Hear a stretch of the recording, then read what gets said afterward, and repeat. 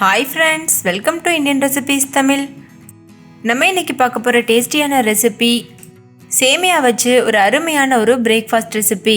இது எக் சேமியா பாத். நம்ம நார்மலாக செய்கிற சேமியா உப்புமாவை விட பல மடங்கு டேஸ்ட்டாக இருக்கும். சின்ன குழந்தைங்கள்லேருந்து பெரியவங்க வரைக்கும் கேட்டு வாங்கி சாப்பிட்ற அளவுக்கு சுவை மிக்கதாக இருக்கும். அதே சமயம் காலை நேரத்தில் இது செய்கிறதும் ரொம்ப சுலபம். ஸோ சட்டுன்னு செஞ்சு முடிச்சிடலாம். எப்போதுமே ஒரே மாதிரி பிரேக்ஃபாஸ்ட் செய்யாமல் இந்த மாதிரி டிஃப்ரெண்ட்டாக செஞ்சிங்கன்னா வீட்டில் உள்ளவங்களும் என்ஜாய் பண்ணி சாப்பிடுவாங்க. குழந்தைங்களும் சாப்பாடை மிச்சம் வைக்காமல் சாப்பிடுவாங்க. இதை நீங்களே பாருங்கள், எவ்வளோ பொலன்னு உதிரியாக ரொம்பவே அருமையாக இருக்குல்ல. இந்த வீடியோவில் நான் சொல்லியிருக்கிறது படி இதே மாதிரி செஞ்சிங்கன்னா நீங்களும் வீட்டில் இதே போல் பெர்ஃபெக்டான எக் சேமியா செய்ய முடியும். ஃபஸ்ட் இந்த ரெசிபி பண்ணுறதுக்கு ஒரு பேனை சூடுபடுத்திக்கோங்க. அதில் 1 டீஸ்பூன் அளவு எண்ணெய் சேர்த்துக்கோங்க. எண்ணெய் சூடானதும் அதில் 1 கப் அளவு சேமியா சேர்த்து நல்லா வறுத்துக்கோங்க. இது 200 கிராம் அளவு சேமியா இருக்கும். சில டைம் நீங்கள் வறுத்த சேமியாவே வாங்கியிருப்பீங்க. இருந்தாலும் கூட இந்த மாதிரி வறுத்து தான் பண்ணணும். அப்படி பண்ணும்போது தான் நம்மளுக்கு உதிரியான சேமியா பாத் கிடைக்கும். லோ ஃப்ளேம்லேயே வச்சுட்டு ஒரு 3லேருந்து 4 நிமிஷம் வரைக்கும் நல்லா வறுத்துக்கோங்க. இப்போ 4 நிமிஷம் ஆயிடுச்சு. சேமியா நல்லா வறுபட்டுருச்சு. இப்போ இதில் தண்ணி சேர்த்து இது நல்லா கொதிக்க வைக்கணும். இதில் 3 கப் அளவு தண்ணி சேர்த்துக்கோங்க. இது 600 ml அளவு தண்ணி இருக்கும். தண்ணி சேர்த்துட்டு ஹை ஃப்ளேமில் வச்சு இது நல்லா கொதிக்க விடுங்க. தண்ணி சேர்த்ததுக்கு அப்புறமா இதில் சுவைக்கேற்ப உப்பு சேர்த்துக்கோங்க. நான் ஒரு 1/2 டீஸ்பூன் அளவு உப்பு சேர்த்துருக்கேன். உப்பு சேர்த்துட்டு நல்லா ஒரு தடவை மிக்ஸ் பண்ணிக்கோங்க.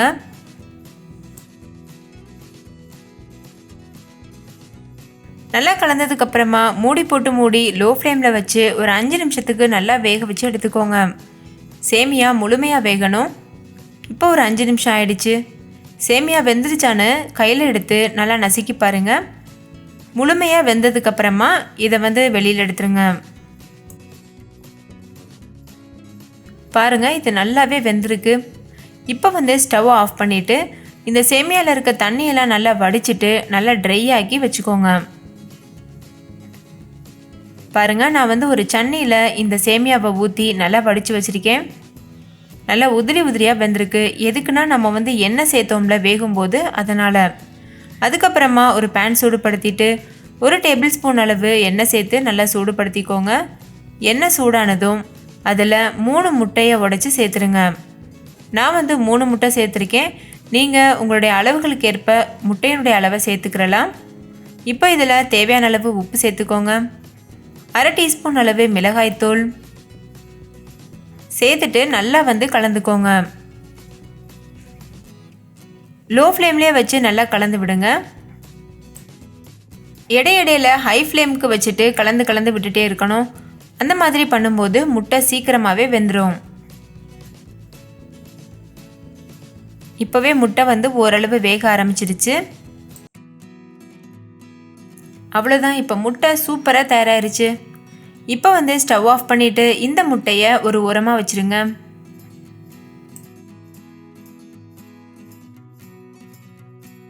அதுக்கப்புறமா வேறு ஒரு பேனை சூடுபடுத்திக்கோங்க. அதில் 2 டேபிள் ஸ்பூன் அளவு எண்ணெய் சேர்த்துக்கோங்க. எண்ணெய் நல்லா சூடாகட்டும்.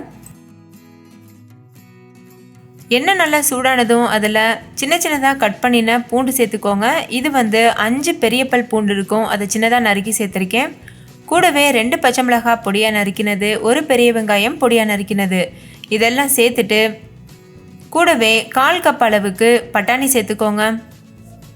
உங்கள் விருப்பத்திற்கேற்ப நீங்கள் எந்த காய்கறி வேணாலும் சேர்த்துக்கிறலாம். இதில் கேரட், காலிஃப்ளவர் இது போன்ற காய்கறிகள் சூட்டபிளாக இருக்கும். இப்போது லோ ஃப்ளேம்லேயே வச்சுட்டு இதை நல்லா வதக்கிக்கோங்க.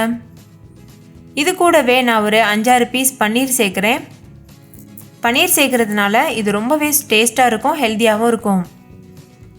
இப்போ இதில் தேவையான அளவு உப்பு சேர்த்துக்கோங்க. நான் 1/2 டீஸ்பூன் அளவு உப்பு சேர்த்துருக்கேன்.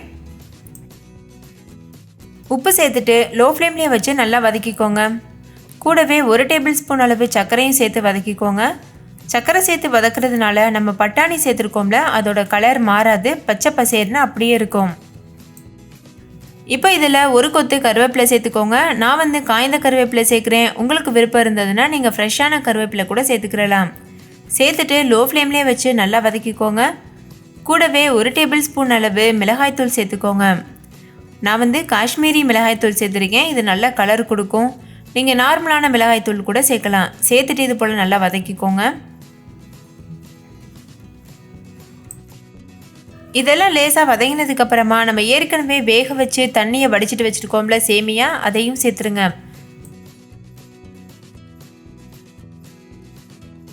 சேர்த்துட்டு இது நல்லா மிக்ஸ் பண்ணி விட்டுக்கோங்க.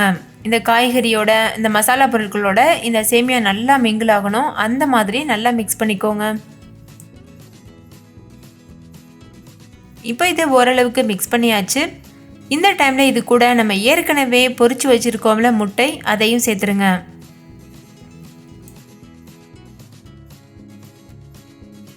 முட்டையும் சேர்த்துட்டு நல்லா இதை மிக்ஸ் பண்ணிக்கோங்க. மிக்ஸ் பண்ணிவிட்டு லோ ஃப்ளேமில் வச்சு ஒரு 2 நிமிஷத்துக்கு வேக வச்சா போதும். மூடி போட்டு மூடி லோ ஃப்ளேமில் வச்சு ஒரு 2 நிமிஷத்துக்கு வேக வச்சு எடுத்துக்கோங்க. இப்போ வந்து 2 நிமிஷம் ஆயிடுச்சு. கடைசியாக அதில் 1 டீஸ்பூன் அளவு மிளகுத்தூள் தூவிக்கோங்க. மிளகுத்தூள் சேர்க்கறதுனால இந்த ரெசிபியோடைய டேஸ்ட்டே ரொம்பவே சூப்பராக இருக்கும். நல்ல ஒரு ஃப்ளேவர்ஃபுல்லாக இருக்கும். சேர்த்துட்டு இது நல்லா கலந்துக்கோங்க.